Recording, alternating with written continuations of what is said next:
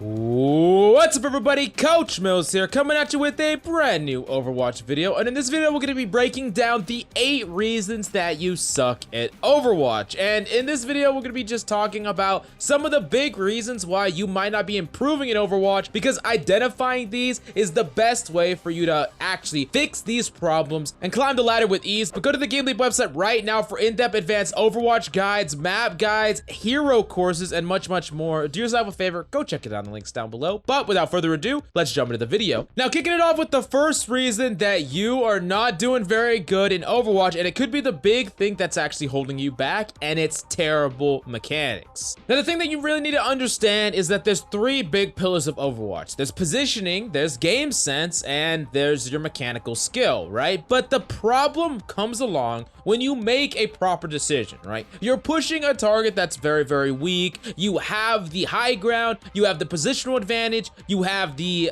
game sense based advantage because you have more health, and on paper you should be winning this matchup every single time. You're pushing when you're supposed to be pushing, and you're pushing when you have advantage, but you're still losing. And the reason is you're actually just being completely out mechanic. Now, this could happen a lot on something like DPS, of course. That's the most common thing, but it actually happens no matter what character you're playing. Let's say you're playing a character like Honor, for instance, and a Doomfist dives on you, but he doesn't execute it very well. Sometimes that Doomfist will still kill you even though you have perfect advantage because you miss your sleep, you miss your shots, you miss your nade, and that Doomfist just basically ends his way into killing you, right? Now, maybe let's say you're a Roadhog in the Roadhog v Roadhog mirror. You put some damage into the enemy Roadhog, and you chase that Roadhog because you know he's going to use his breather, and you know because from a game sense oriented point of view, he's going to use his breather as he retreats, and you're going to cancel with your hook and you're going to kill him. But for some reason, you miss your hook on the enemy Roadhog. You can see how even though you pushed him in the proper sense, you're actually going to lose that duel because he's going to turn around and he's going to hook you and he's going to kill you, even though you really should have never on paper and you made the right decision. Now, the good news for you is improving your mechanics is incredibly easy as long as you acknowledge that that is a problem and you put time and effort into developing your mechanical skill. And the best way to do that is to go into a custom lobby or get a custom code and practice the either gunplay aspect of your character, if you're playing like something like Widow or Soldier or McCree, or the ability mechanical thing that you need to practice, like Roadhog hooking, Ana sleeves, Winston juggling with his ultimate. There's a lot of different things that you can practice no matter what character to make sure that your mechanics are on point, and it's something that you never have to worry about, and then you can actually worry about whether or not the play you made was proper, not I messed up this play because my mechanics suck. Now, the next big reason that you are just doing really poorly at Overwatch in general, and it's just lack of understanding of the simple fundamental rules of Overwatch in general. Understanding the symbiotic relationship between a tank, a DPS, and support. How it's a DPS's job to zone away enemy DPS by putting damage into them. It's a support's job to keep the team sustained while actively looking for plays or enabling their team with their abilities. And it's a tank job to create space, and this is something that feeds each other. Understanding that is incredibly important. But let's talk about more actionable things, like allowing one person to stay on cart while the rest of the team pushes up, or understanding that chasing down enemies is actually worth getting off the objective if you can chase down and wipe the enemy. Often you need to actively fight against some of the things that a lot of your teammates will be saying in ranked. One of the big ones that you often hear is, oh, we can't play like this pro team, or we shouldn't be doing this thing that pros do because we're not pros. These same people will say, oh, you have to play double shield because it's meta, while at the same time saying you can't imitate what pro players are doing in individual matchups. A lot of people need to understand that the way that we learn about Overwatch is from the top down. Everything that you know about meta, everything that you know about the proper way to play always gets filtered from the top to the bottom. And if there's a strategy or a specific thing that high-level players are doing, such as putting one person on cart and pushing up, staggering the enemy, doing a complete team wipe, taking a fight without using ultimates, these are fundamental things that apply to everyone. It's just that the lower ranks don't do them. It's not that you can't do them. It's not that they aren't viable. And if you start putting it in your mind that some things trickle down and some things don't, your game sense might be stunted in Overwatch, and you're never gonna really see the game the way that high-level players see the game. Now moving on to the third reason that you are just doing really bad in Overwatch and it could be holding you back, and it's that you're not winning straight up duels, or you do not understand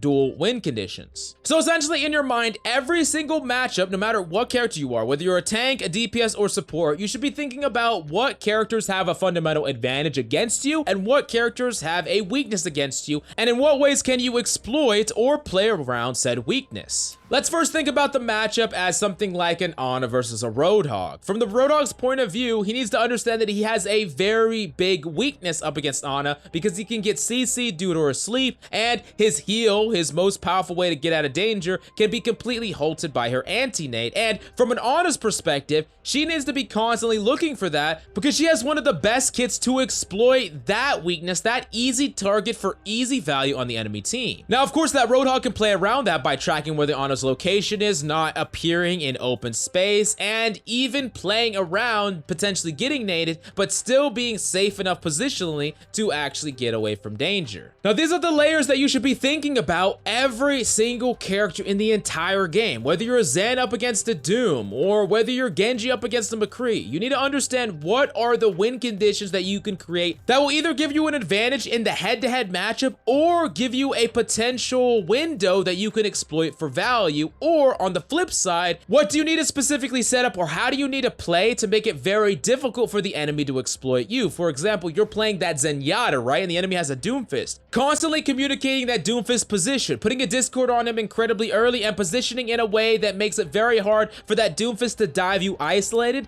These are all things that you can make it much harder for that Doomfist to exploit the natural predatory matchup that y'all have. Now, this is really why at the start of every single one of my VOD reviews, I always circle the enemy team compositions and talk about an individual character's matchup against every single person on the enemy team and how well you operate against duos on the enemy team as well, because that's something that you should be thinking about in every single game. How does your character stack up against the enemy composition, and where are the opportunities, where do they lie, and what things you have to be careful of? Now moving on to the next reason that you might suck at Overwatch, and it's not adapting to your composition. Now, I'm not just talking about swapping characters. You don't always need to swap characters to adapt to your composition, but it is important to understand that some characters are going to be much harder to play with certain compositions. For instance, if you're playing something like a McCree, if you have a Sigma or some other shield, it's going to be a lot easier for you to get value. You can play on that front line, but if you're playing with something like a Roadhog and a Wrecking Ball, if you don't adapt the way that you're actually playing, there's no way that you're going to get value, so maybe it might be better for you to swap. But even more than that, understand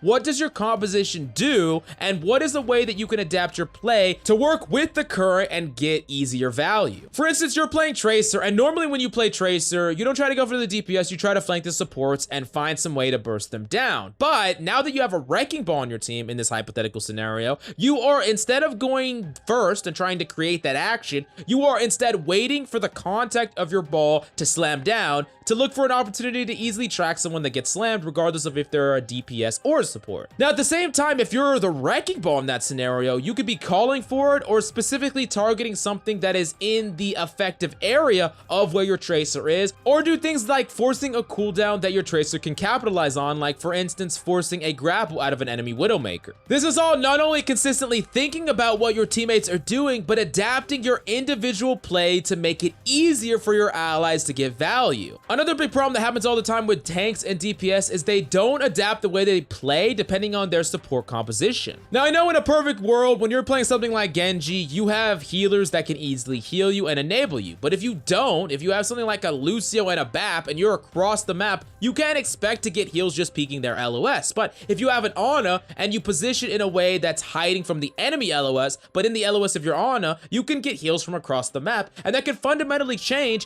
what flanks you go on, how you engage, where your get outs are. And this is something that you need to constantly be thinking about. And I find this one of the big reasons why sometimes players will just pop off one game and just feed the next, and it's because they're not adapting or changing up their play style for a different composition they're not used to. Now move on to the next reason that you are just not playing very well in Overwatch, and it's pretty simple, it's a pretty quick one, it's just getting picked too much. Maybe it's because in Overwatch you respawn every time you die, but a lot of Overwatch players really don't value their life at all. They maybe have lost a couple people in a fight, and they just go and do something absolutely crazy, and and they get themselves picked off, or they're pushed up way too aggressively without their team and they get picked off before the fight even starts. A lot of times the true mark of how well you're doing as a person is actually how little you die overall. It's okay if you're not winning every single team fight, but if you're getting picked off and being the catalyst for the reason that you're losing these team fights prematurely, then you're honestly throwing your own game. Your life is the most valuable resource, and as long as you're alive, your potential impact is exponentially higher, and in some cases even infinite. Don't trade your life for no value, and don't just throw it away for really menial attempts to make plays. Then we go to the next reason that you just aren't playing very well in Overwatch, and it could be the thing that's actually holding you back, and it's not consistently playing towards ability and ult win conditions. Now, a lot of times when a team fight starts and team fights are actively going on, people feel like they just have to keep running at the enemy until one side remains victorious, but that is not the way that you should be playing team fights. A lot of times you need to set up a win condition or set up an ult combo that you're going to be using in the fight. For instance, let's say you're up against the enemy team and your Zarya has a 70% and she's almost to grab, and your Hanzo has Dragon. You are not playing to full commit to the enemy. As a team,